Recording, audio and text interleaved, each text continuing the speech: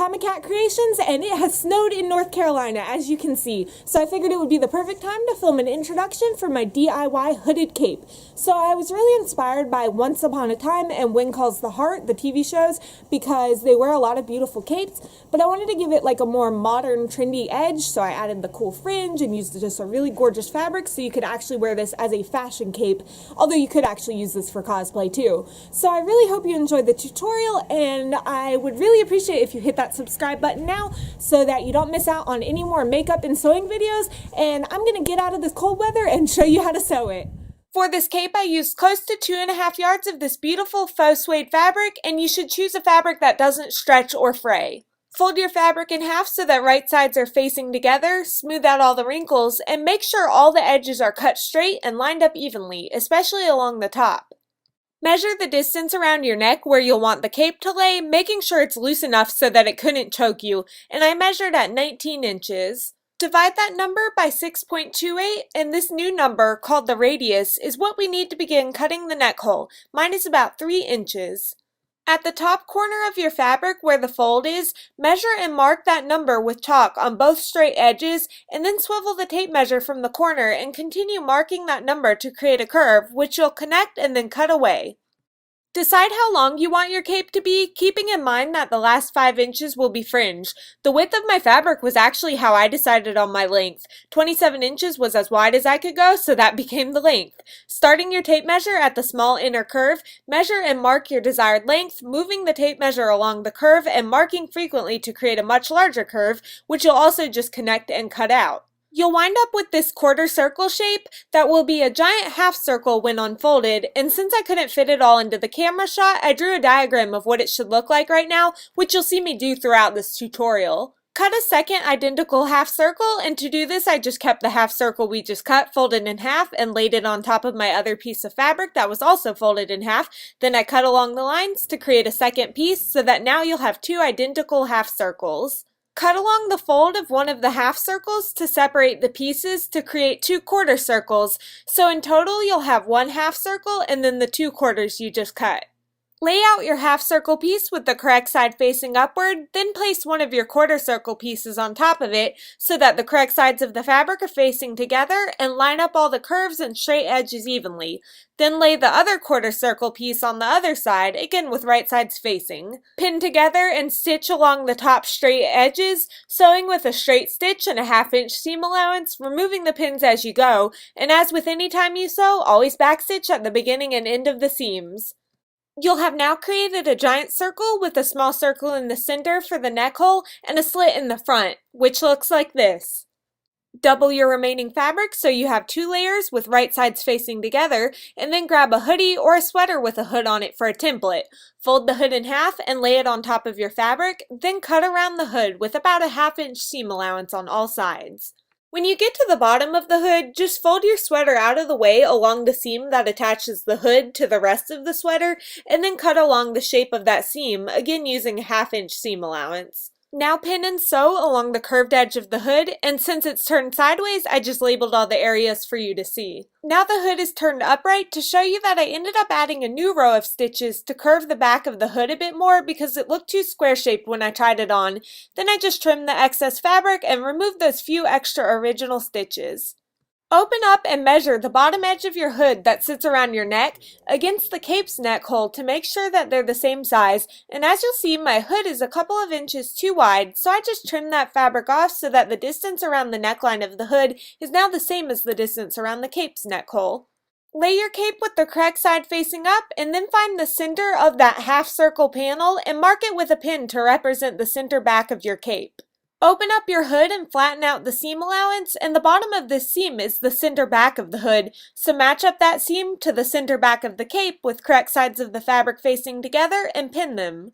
Continue pinning the rest of the hood to the cape by lining up the edges of the fabric and pinning frequently, and you may have to open up the circular neckline a little like I'm doing to get everything lined up properly. Stitch where you just pinned to attach the hood and cape, and since you're sewing along a curved neck hole, just take your time sewing and stop as often as needed to remove the pins and adjust the fabric to avoid getting puckers, but make sure to keep your hands away from the needle while you're actually sewing. For the ties, cut 2 strips of fabric that measure 20 inches by 2 3/4 inches. With the wrong side facing up, fold the tie in half and press the seam with your fingers so that when you open it back up, you'll see a faint line going through the center. Fold one edge in to meet that center marking and press it firmly to keep the seam in place, using an iron if your fabric needs it to keep it down. Fold and press the other edge into the center too. Finally, fold this in half so that the newly folded edges meet each other, and again press it so that this stays this way. Stitch along 3 edges of the ties to keep them in place, and to do this I just sew along the open long edge first close to the edge, then I pivot the tie and stitch along the short edge, and then I'll pivot one more time and sew along the folded long edge. Now if you aren't comfortable sewing along all the edges, you could technically just stitch one row to keep the tie folded plus a couple of stitches on the end. Once both ties are sewn, we're going to attach them to the cape just below the seam where the hood meets the cape. Flatten out the seam allowance and then fold the edge of the fabric over right here toward the wrong side of the cape about 1/4 inch or so. Turn this folded edge so that you're now looking at the outside of the cape, and then you'll want to lay the unfinished edge of one of your ties lined right up against that folded edge of the fabric and pin it into place just under that seam that connects the hood and the cape. Again, you'll just flatten out the seam allowance, fold the edge of the fabric over to the wrong side of the cape, and then pin the unfinished edge of your tie onto the front of that fold.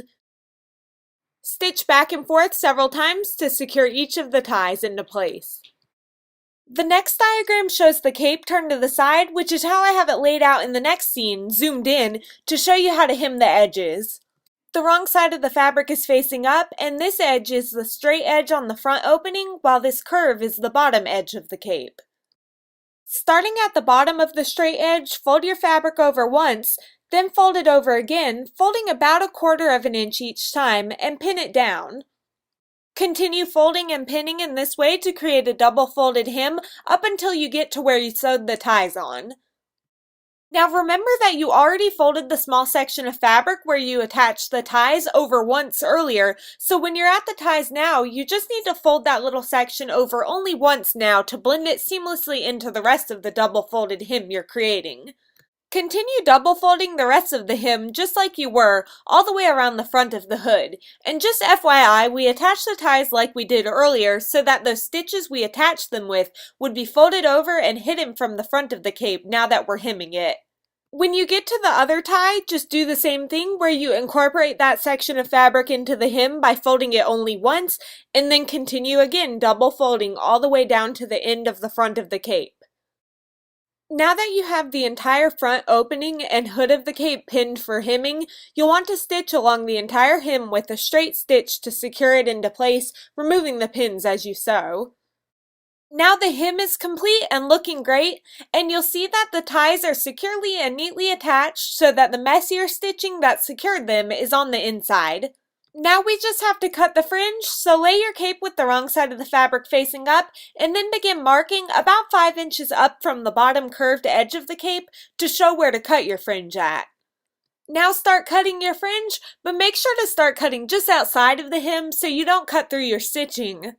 When you get to the seams, you can trim a little of the seam allowance down to keep the fringe neat, but again, don't cut through your stitches. Now you may want to take a break while doing this so you don't wear out your hands since there is a lot of cutting, but finally your hard work will pay off when you have created the most beautiful fringe by hand and you can wear your new hooded cape. Thank you so much for watching. I really hope you enjoyed the tutorial, and don't forget to use the hashtag #ComicatCreations on Instagram to show me your creations. I'll see y'all in my next video, and I hope you have an awesome day. Bye! And it has sewed?